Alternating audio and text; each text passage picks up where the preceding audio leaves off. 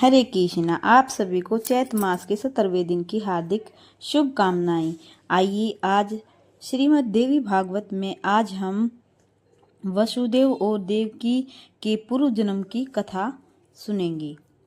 हे राजन, व्यास जी बोले, हे राजन, भगवान विष्णु के विभिन्न अवतार ग्रहण करने तथा इसी प्रकार सभी देवताओं के भी अंशा अवतार ग्रहण करने की बहुत से कारण हैं। अब वसुदेव, देवकी तथा रोहिणी के अवतारों का कारण यथार्थ रूप से सुनिए।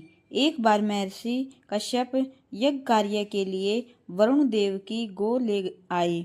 यज्ञ कार्य की समाप्ति के पश्चात वरुण देव के बहुत याचना करने पर भी उन्होंने वह उत्तम धेनु वापस नहीं दी।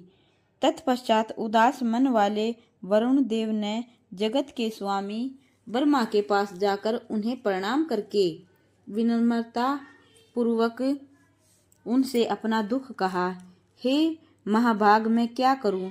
वह अभिमानी कश्यप मेरी गाय नहीं लौटा रहा है, अतएव मैंने उसे श्राप दे दिया है कि मानव योनि में जन्म लेकर तुम गो पालक हो जाओ और तुम्हारी दोनों भार्याएं भी मानव योनि में उत्पन्न होकर अत्यधिक दुखी रहें। मेरी गाय के बछड़े माता से वियुक्त होकर अति दुखित हैं और रो रहे हैं, अतएव पृथ्वीलोक में जन्म लेने पर यह अदिति भी मर्त्यवत्सा होगी। इसे कारागार में रहना पड़ेगा, उससे भी उसे महान कष्ट भोगना होगा। व्यास जी बोले, जल जंतुओं के स्वामी वरुण का यह वचन सुनकर प्रजापति ब्रह्मा ने मुनि कश्यप को वहां बुलाकर उनसे कहा, हे महाभाग, आपने लोकपाल वरुण की गायों का हरण क्यों किया और फिर आपने उन्हें लौटाया भी नहीं? आप ऐसा अन्याय क्यों कर रहे हैं? हे महाभाग, न्याय को जानते हुए भी आपने दूसरे के धन का हरण किया है। हे महामते, आप तो सर्वज्ञ हैं, तो फिर आपने यह अन्याय क्यों किया? अहो, लोभ की ऐसी महिमा है कि वह महान से महान लोगों को नहीं छोड़ता। लोभ तो निश्चय ही पापों की खान, नरक की प्राप्ति कराने वाला और सर्वथा अनुचित है। महर्षि कश्यप भी उस लोभ का परित्याग कर सकने में समर्थ नहीं हुए, तो मैं क्या कर सकता हूँ? अन्यतः मैंने यही निष्कर्ष निकाला है कि लोभ सदा से सबसे प्रबल है। शांत स्वभाव वाले प्रतिग्रह से तथा इंद्रिय जयित वानप्रस्थ आश्रम स्वीकार किए हुए वे मुनि लोग धन्य हैं, जिन्होंने लोभ पर विजय प्राप्त कर ली है। संसार में लोभ से बढ़कर अपवित्र अन्य कोई चीज नहीं है, यह सबसे बलवान शत्रु है। महर्षि कश्यप भी इस नीच लोभ से स्नेह करने के कारण दुराचार में लिप्त हो गए।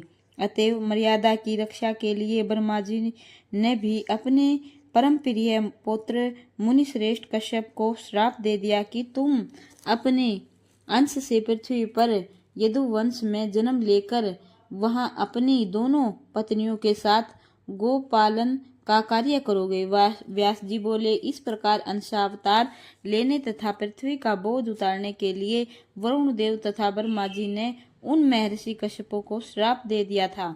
उधर कश्यप की भार्या दिति ने भी अत्यधिक शोक संतप होकर अदिति को श्राप दे दिया कि कर्म से तुम्हारे सातों पुत्र उत्पन्न होते ही मृत्यु को प्राप्त हो जाएं। जन्मेजय बोले, हे मुने, दिति के द्वारा उसकी अपनी बहन तथा इंद्र की माता अदिति क्यों शापित की गई? हे मुनिवर, आप दिति के शोक तथा उसके द्वारा परदत्त शाप का कारण मुझे बताइए। सूत जी बोले, परीक्षित पुत्र राजा जन्मेजय के पूछने पर सत्यवती पुत्र व्यास जी पूर्ण सावधान होकर राजा को शाप का कारण बतलाने लगे। व्यास जी बोले, हे राजन, दक्ष प्रजापति की दीति और अदिति नामक 2 सुंदर कन्याएं थी।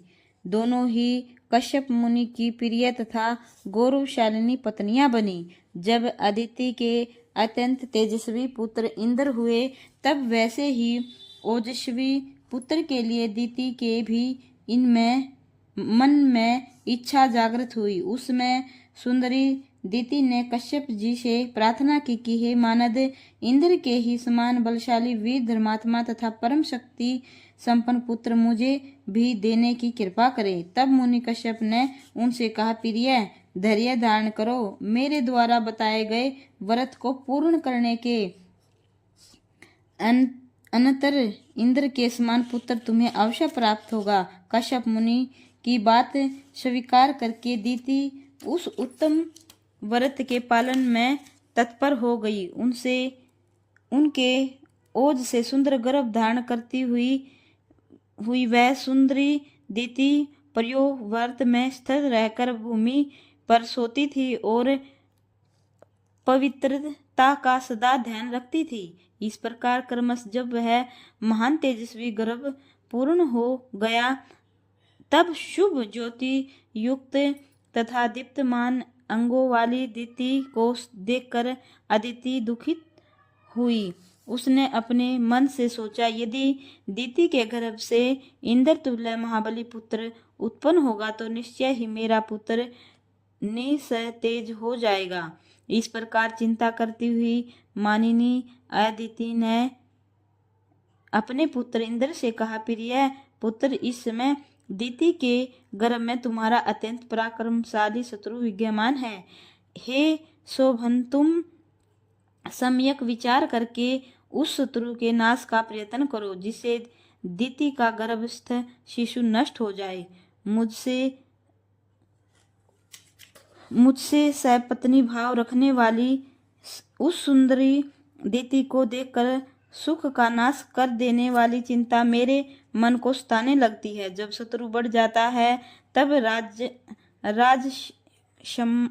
राज रोग की भांति वह नष्ट नहीं हो पाता। इसलिए बुद्धिमान मनुष्य का कर्तव्य है कि वह ऐसे शत्रुओं को अंकुरित होते ही नष्ट कर डाले।